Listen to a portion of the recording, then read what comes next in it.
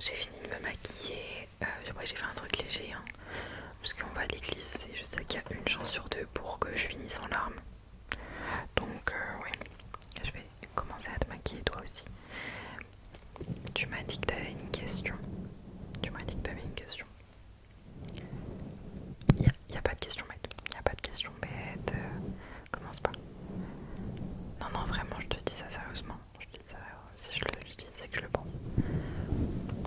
Ouais. Je t'accroche tes cheveux.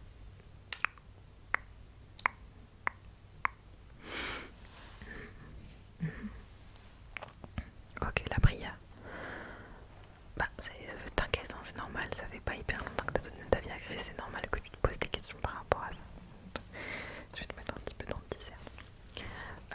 Mais ouais, la prière, c'est un vaste sujet. Je vais t'en parler comme moi je le ressens et comme moi je le vis, tu vois.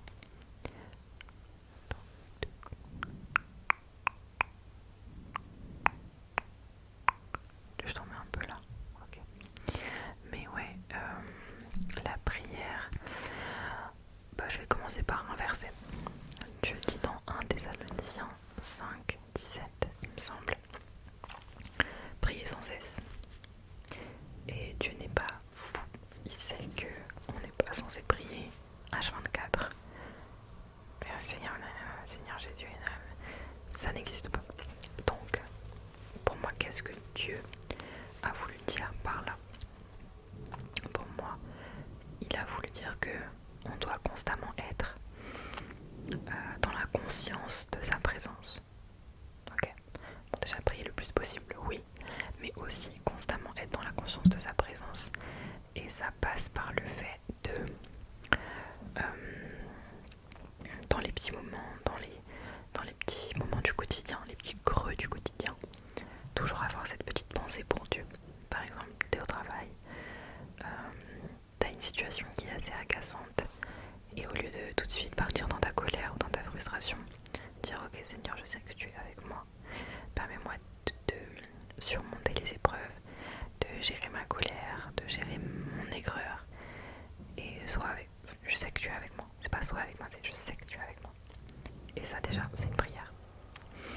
Il y a aussi le fait que pour moi prier c'est parler à Dieu.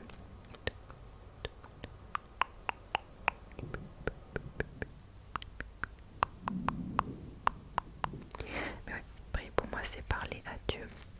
Et du coup, c'est comme parler à un ami au final. Donc tu peux lui raconter ta vie. En fait c'est comme une relation.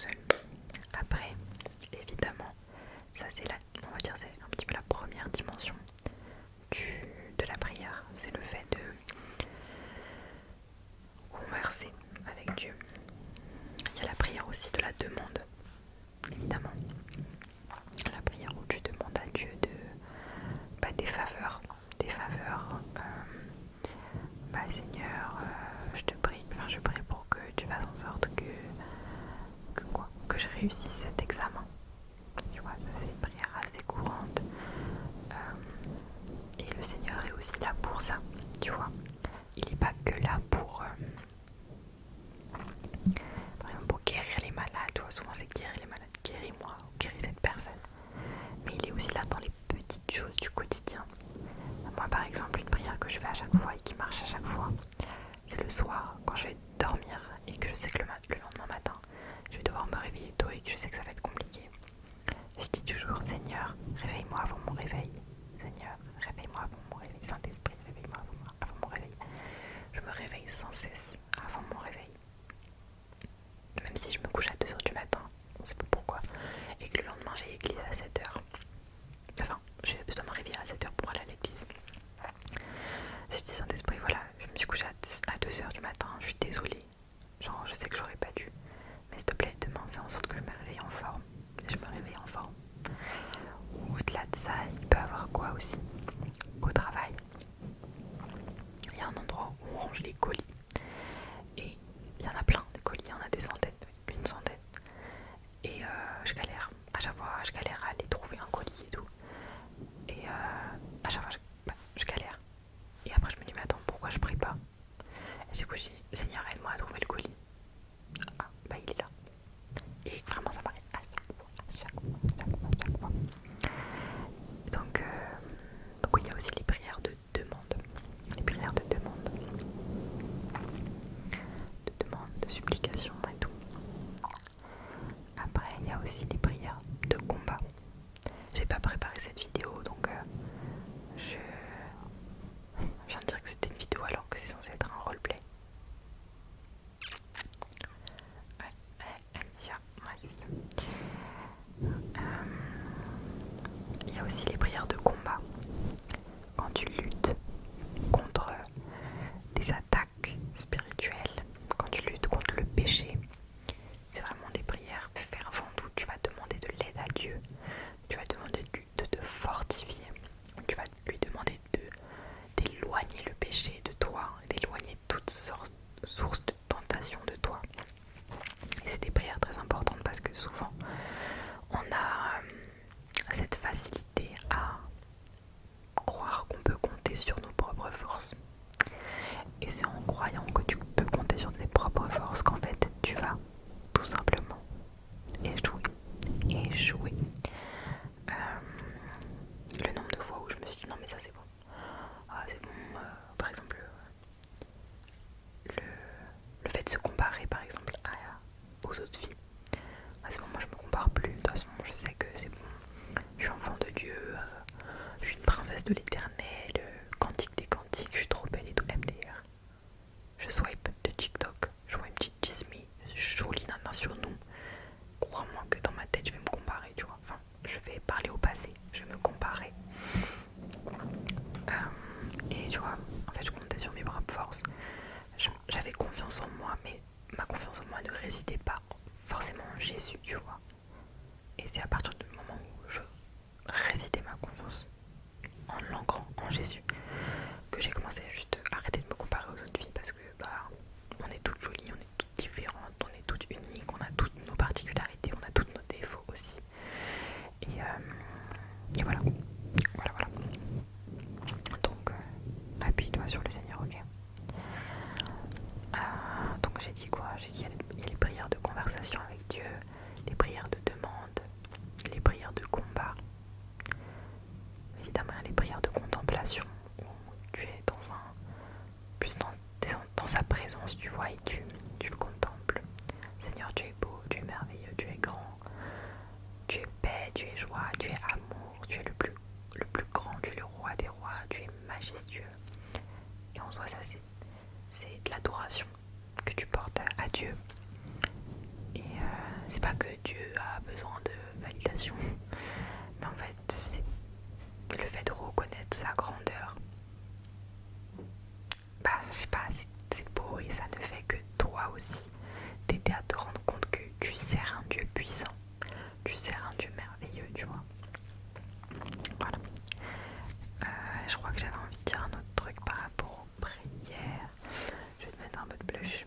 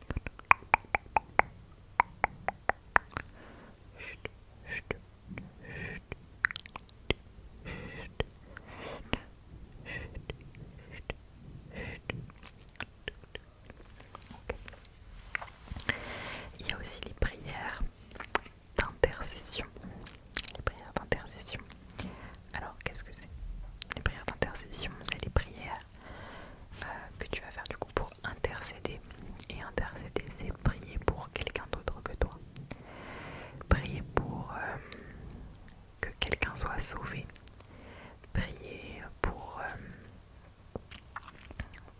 prier pour un sujet de prière d'une autre personne. Dieu dit qu'il cherche des intercesseurs. Il cherche des intercesseurs. Donc il cherche des gens qui vont entre guillemets se sacrifier, sacrifier leur temps en soi pour prier pour les autres. Prier pour les autres. Parce que c'est facile de prier pour soi. Mais quand c'est le moment de prier pour les autres, ça peut devenir un petit peu plus compliqué. Malheureusement. Donc, en globalité, ne te mets pas la pression par rapport à la prière. C'est quelque chose qui se travaille. La prière, ça vient pas du jour au lendemain. Et pour moi, ça n'existe pas de bien prier. Je suis pas très fan des grands prieurs qui utilisent des bons mots, des gros mots, qui transforment leur manière de s'exprimer. Je pense que ça perd un petit peu. Moi, je suis quelqu'un de très authentique. J'aime pas le faux.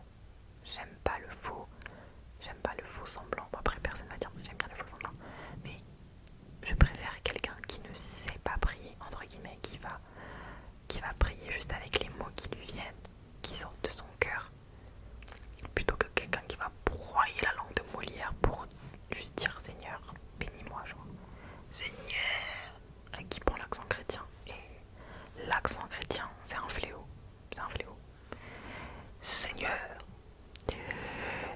Dieu d'Abraham et de Moïse, je viens à toi aujourd'hui pour bénir. Non, genre ça y est, et je suis désolée de le dire, mais les Africains, les Noirs, j'en ai marre de combattre mon propre peuple en fait. J'en ai marre de combattre mon propre peuple. Mais il s'agirait d'arrêter d'inventer un accent chrétien, de monter sur vos grands chevaux pour prier. Prier simple, simple. Et Dieu dit, va dans le lieu secret, ferme la porte et prie. Donc ça veut aussi dire que la prière, c'est pas quelque chose qui est fait pour le matu vu, tu vois. Et c'est encore pour ça que je me dis, mais je préfère largement quelqu'un qui utilise des mots simples, qui parle avec son cœur, plutôt que quelqu'un qui transforme son vocabulaire. C'est bien de faire cette distinction entre, voilà, je suis pas en train de parler avec mon poteau, t'as vu, mais je pense qu'il y a certaines personnes, en tout cas dans leur relation avec Dieu, qui sont plus intimes, et en étant plus intime, tu es aussi un peu plus à l'aise pour prier de manière décontractée avec le Seigneur, tu vois. Genre je sais que si je dis Seigneur, t'as vu comment elle m'a parlé, non en vrai je peux pas, mais celle-là je peux pas, en fait elle je sais pas, genre Dieu a les rêves aussi. Mais bref, ça c'est ma vision des choses, et vous pouvez avoir une vision totalement différente. Je sais qu'il y a des personnes qui justement vous voient Dieu, Seigneur vous, non, je prie que vous m'accordiez la patience, tu vois. Et je trouve ça aussi beau en soi parce que c'est joli de parler comme ça, et ça montre aussi que Dieu est élevé, tu vois. Et il mérite respect. Mais moi, je privilégie énormément l'intimité avec Dieu. Et cette intimité, c'est une proximité qui fait en sorte que Dieu c'est mon papa, Dieu c'est mon meilleur ami. Alors je peux lui parler comme à mon meilleur ami, tu vois, sans filtre, sans changer qui je suis, parce qu'il sait qui je suis. Dieu n'est pas impressionné par tes mots, Dieu n'est pas impressionné par ta manière de prier. Si tu finis ta prière en étant le plus respectueux possible, en le vouvoyant, et qu'après tu parles à ton pote et que tu parles